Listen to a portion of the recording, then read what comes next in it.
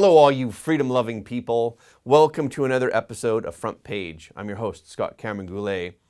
Elon Musk appears to have reconsidered joining the Twitter board, said CEO Parag Agrawal. The decision was announced on Sunday in a tweet to the company. Not much more was said on the subject. President Trump has endorsed Dr. Oz for the Pennsylvania Senate, much to the surprise of some Republicans. Some conservatives say that Oz isn't really a conservative.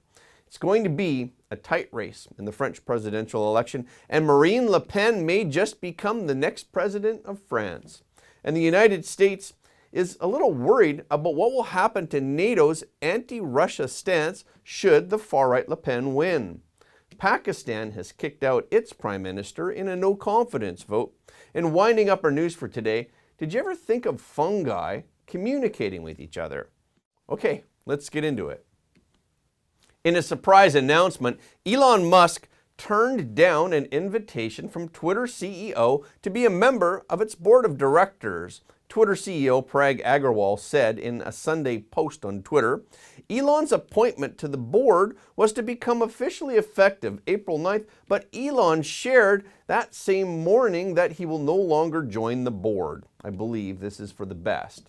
The statement did not state Musk's reasons for declining the position. However, Reuters said some company insiders said the news that Musk had won a seat on the board had left some employees panicking about their ability to manage content in the future.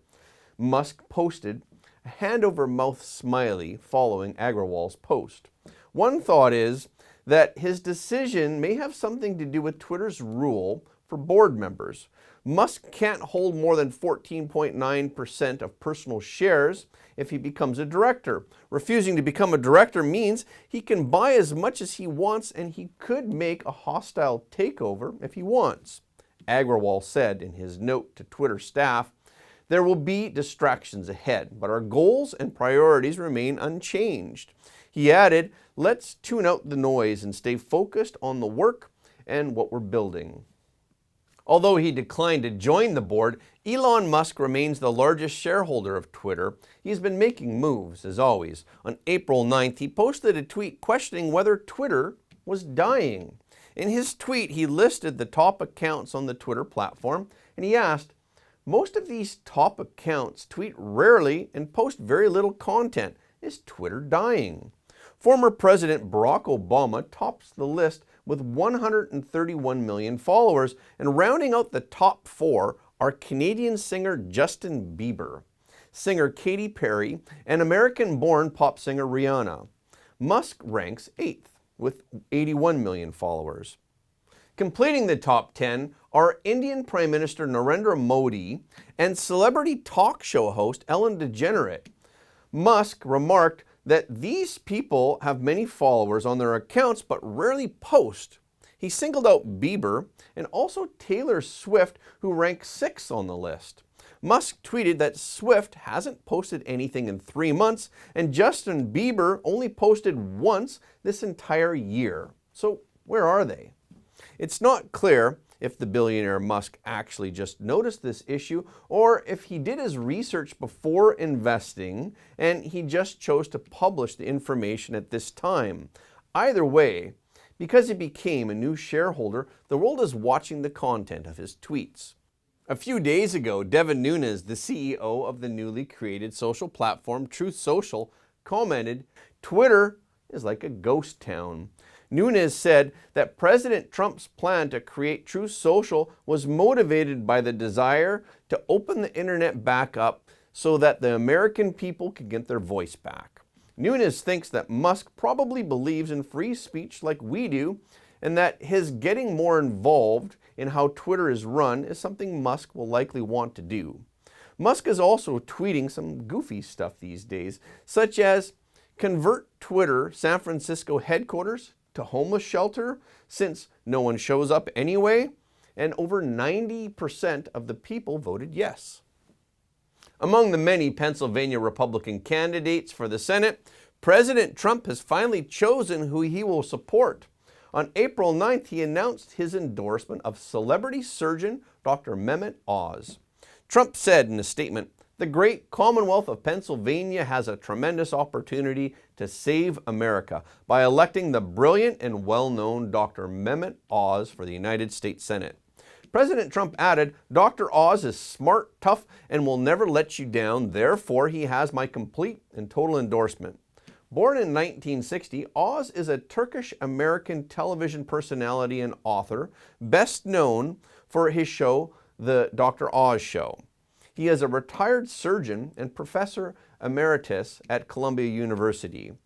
Pennsylvania's Senate race could determine control of the Senate. Several candidates are vying to replace retiring Republican Senator Pat Toomey, who was one of the 7 Republican senators who voted to convict President Trump in February of 2021 in the so-called Capitol riot last year. In the end, the Senate failed to reach the 2/3 majority needed to convict President Trump by a vote of 57 to 43. In a statement, Oz said, "President Trump knows how critical it is to change the kinds of people we send to Washington. I'm ready to bring an America First agenda to the Senate for Pennsylvania." Oz also mentioned that he is honored to have received President Trump's full support, and I thank him for that. On the Democratic side, Pennsylvania Lieutenant Governor John Fetterman is in a race with Representative Connor Lamb. Lamb is currently the moderate Democrat congressman representing the northwest suburb of Pittsburgh. On April 10th, France held the first round of voting in the presidential election. French nationalist candidate Marine Le Pen and incumbent Emmanuel Macron qualified for the second and final round. Macron was leading with 27.28% to Le Pen's 25.94%, with only 88% of the votes counted in Sunday's first round. Reuters reported that just a few weeks ago, polls showed a comfortable victory for pro-EU centrist Macron, whose active diplomatic mediation in the Russia-Ukraine conflict, with his strong economic recovery at home and a scattered opposition, have boosted his popularity. But Macron was very late to the election battle. The campaign has been bland even to his supporters. In addition, France is facing soaring inflation, and he is focusing on promoting the unpopular policy of raising the retirement age, which has greatly reduced his support. In contrast, Le Pen, a right-wing candidate who is anti-immigration and who holds EU-skeptical views, has been boosted by months of concern over the cost of living. Far-left Jean-Luc Mélenchon was also trending up in the polls. He is currently in third place with 20%. A candidate is automatically elected if he exceeds 50% in the first round, but that has never happened in France, so the second round is the real battle. Together, Macron and Le Pen already have more than half of the votes, so it's clear that all the focus will be on the remaining half of the electorate. The factor against Le Pen is the third place Mélenchon, who is on the far left of France. The majority of his voters may then support Macron. But there is a variable here. Although Mélenchon is a far left card, he opposes NATO, and he even supports its dissolution. He thinks that NATO often creates crises, such as the war in Ukraine. He supports sanctions against Russia, but he thinks NATO is the root cause, and it is the US that has spared no effort with inciting Ukraine to cause the current situation. He also said that if he is elected, he will make France more neutral, and he will not blindly follow the trend. This point coincides with Le Pen's nationalism, so it is possible that part of the electorate will switch to Le Pen. This portion of the voters is the key. It is interesting to note that there are no mail-in ballots and no voting machines in French elections. Only paper ballots are used, and everyone must show a voter ID. Before we move on to why the White House is concerned about NATO in regard to Russia and to more about the French presidential election, please like and share this video, and please help us to spread the truth far and wide. If you haven't already, please subscribe. And if you have already subscribed, please double check to make sure that you are still subscribed. Okay, let's get back into it. Politico reported that the White House is concerned that if Marine Le Pen, the candidate of the far right who is a Russia sympathizer from the National Rally Party, is elected, it could break up NATO's anti-Russia alliance. Le Pen leads the far-right anti-immigration party founded by her father, and she positions herself as a populist with good intentions. Her political views on immigration and Islam remain radical. She intends to ban Muslim women from wearing a veil in public if elected, and she plans to stop giving foreigners the same rights as French citizens. In addition, Le Pen has publicly expressed her admiration for Putin. She traveled to Moscow to meet him in 2017. Although she cut ties with him slightly after Russia's invasion of Ukraine, she has openly expressed her sympathy for Putin's reasons for the war, and she said that she is reluctant to implement some of the tough Western sanctions against Russia. She asked, "Do we want to die? Economically, we would die." In a recent television debate, when asked if France should cut off oil and gas imports from Russia, Le Pen said, "We have to think of our people." Senior Biden administration officials fear that the election of Le Pen could disrupt the Western alliance against Russia. It could destabilize France's position as the dominant player in Europe, and it could shake up the leaders of NATO about staying in the alliance. The White House believes that if Le Pen is elected, it will be the biggest crisis in the European Union since Britain left the EU. In the short term, the event would shake up the pro-Ukraine coalition from Warsaw to Washington. In a worst-case scenario, Le Pen would order France to withdraw from the pro-Ukraine coalition. Some European leaders are already nervous about tough sanctions against Russia, and they could follow suit once they see Le Pen withdraw. After weeks of political turmoil, Pakistan's lower house of parliament, the National Assembly, on April 10th decided to kick out Prime Minister Imran Khan in a no-confidence vote. 174 members backed the no-confidence vote, which is more than half of the 342-seat National Assembly. Pakistan's parliament is scheduled to elect a new prime minister. Shehbaz Sharif, the leader of the opposition party and the younger brother of former three-time prime minister Nawaz Sharif, is the new prime minister until the 2023 elections. Khan, who is the leader of the Pakistan Tehreek-e-Insaf party, was elected prime minister in 2018 with the backing of the military. In March, his political rivals accused him of corruption and failure to control inflation. Then he faced the no-confidence vote.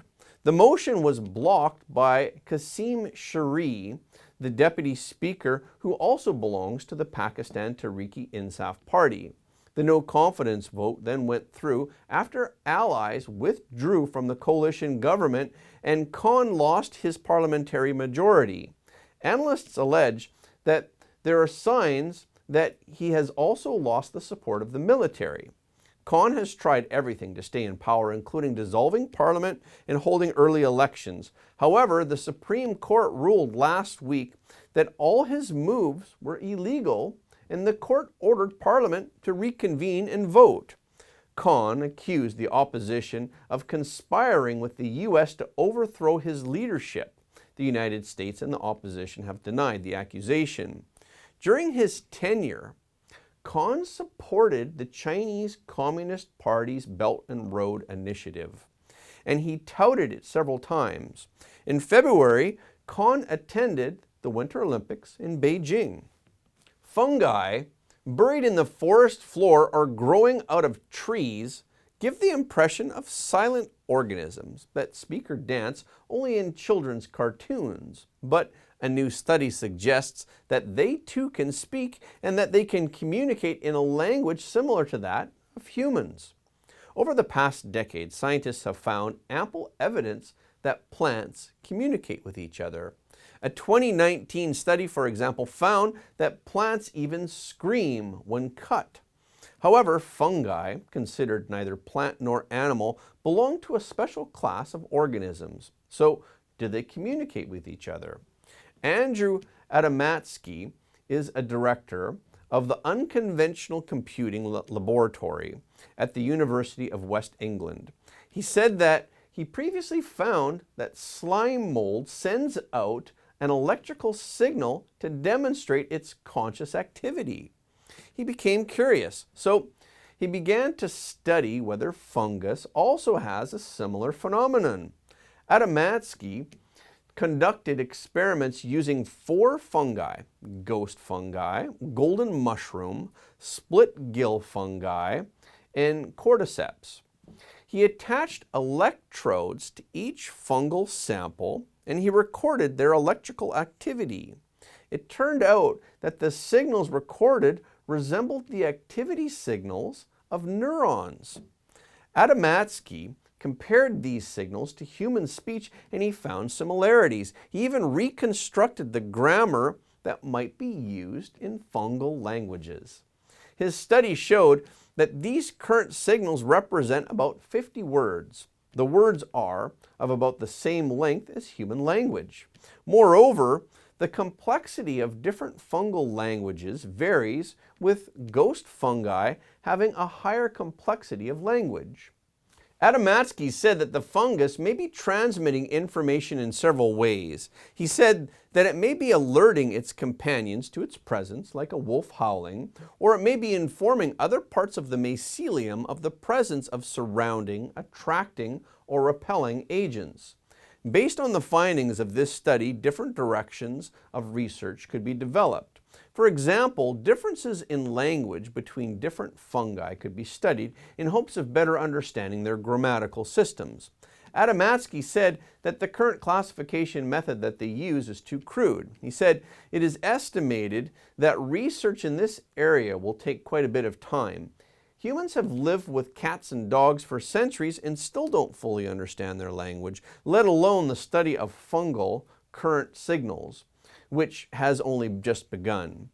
The study was published on April 6th in the journal Royal Society Open Science. Next, I want to take a moment to thank you all for your support of Front Page. Your donation and your membership subscription here are really helping us to continue to tell you the truth. Every like, comment, and share helps more people to see the truth. We've heard from many of our viewers that they don't get notifications of our videos anymore, so please follow us on Telegram, Gab, and Getter for the latest updates. Okay, this is our show for today. Thank you so much for tuning in. If you like what you heard today, please don't forget to like and subscribe this video and share it with your friends and family, because everybody deserves to know the truth. Again, thank you for watching Front Page, and we will see you next time.